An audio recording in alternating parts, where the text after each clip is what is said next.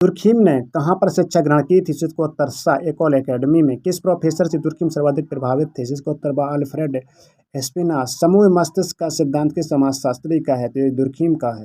समाजशास्त्र के प्रथम प्रोफेसर कौन कहलाते हैं? तो दुर्खिम। किस समाजशास्त्री ने समाजशास्त्र की विषय वस्तु को सामाजिक तथ्य माना है? तो दुर्खिम। दुर्खिम ने सामाजिक तत्व को किसके समान समझा? तो वस्तु के समान समझा।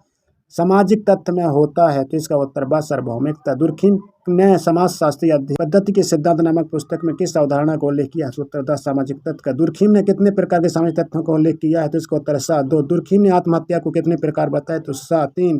भारत में समाजशास्त्र के संस्थापक कौन थे? इसका ब्रजेंद्र नाथ। दुर्खिम के अनुसार किस ऋतु में सर्वाधिक आत्महत्या होती है? तो दुर्खिम के अनुसार सबसे ज्यादा गर्मी में आत्महत्या होती है। आत्महत्या किन कारणों का परिणाम है? इनके सामाजिक परिणाम है।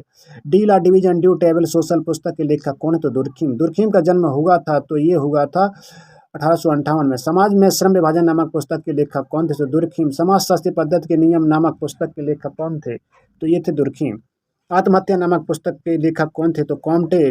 धार्मिक जीवन के प्रारंभिक रूप नामक पुस्तक के लेखक कौन है? तो Durkheim. The division of weber in society के लेखक कौन है? तो Durkheim. The rule of sociological method नामक पुस्तक के लेखक कौन है? तो वह दुर्खिम। समाजशास्त्र और सामाजिक क्रिया का विज्ञान किसने कहा था? तो वह मैक्स वेबर ने। किस समाजशास्त्री ने सैनिक जीवन का प्रशिक्षण लिया? तो यह सा यानी कि मैक्स वेबर। वेबर की प्रारंभिक नौकरी थी तो कानून शिक्षक की। वेबर ने किस सामाजिक पत्र का संपादन किया था? Social reform and social politics यानी कि सा।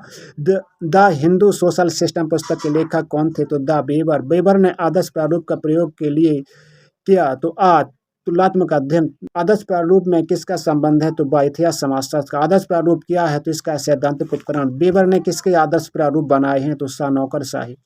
पूंजीवाद कहाँ पर विकसित हुआ? तो उत्तर इसका द प्रोटेस्टेंट राष्ट्रों में। सामाजिक क्रिया कितने प्रकारों की होती है? तो बा 4 प्रकार। सामाजिक क्रिया होती है तो अर्थपूर्ण। मनुष्य एक उद्देश्यपूर्ण प्राणी है किसने कहा था? तो ये कहा था वेबर ने। सामाजिक क्रिया की विधियां होती हैं तो उत्तर सा 2। वेबर की आलोचना किसने की थी? तो रेमंड एरो ने। वेबर के प्रसिद्ध व्याख्यान विज्ञान एक पैसे के रूप में तथा राजनीति एक पैसे के रूप में वेबर की प्रसिद्ध व्याख्यान विज्ञान एक पेशे के रूप में तथा राजनीति एक पेशे के रूप सर्वप्रथम विद्यार्थियों के बीच कब दिए गए? सा यानी कि 1919 में। वेबर कि चीन का धर्म तथा भारत का धर्म नामक रचना कब प्रकाशित हुई थी? तो बा इसका 1916 में। वेबर पर निम्न में से किसके दर्शन शास्त्र का पूरा प्रभाव नहीं था? तो सा जॉर्ज सिमेल का। निम्न में से किसका प्रकाशन वेबर की मृत्यु के बाद उनकी पत्नी ने 1921 में कराया था? तो बीसीपी।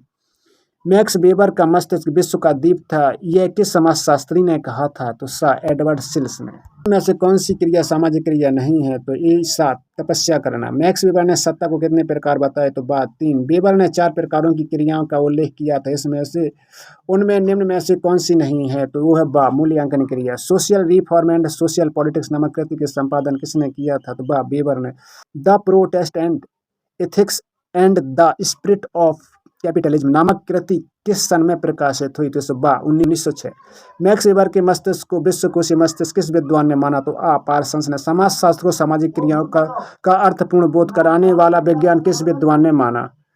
समाजशास्त्र को सामाजिक क्रियाओं का अर्थपूर्ण बोध कराने वाला विज्ञान किस विद्वान ने माना? तो मैक्स वेबर ने।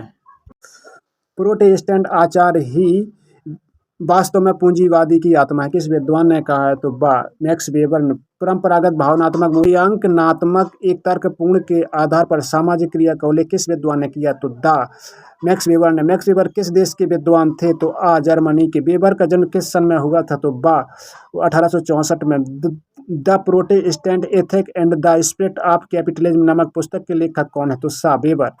उन क्रियाओं को क्या कहते हैं जो प्राचीन परंपराओं व प्रथाओं द्वारा संचालित होती हैं? तो अपरंपरागत सामाजिक प्रक्रियाएं।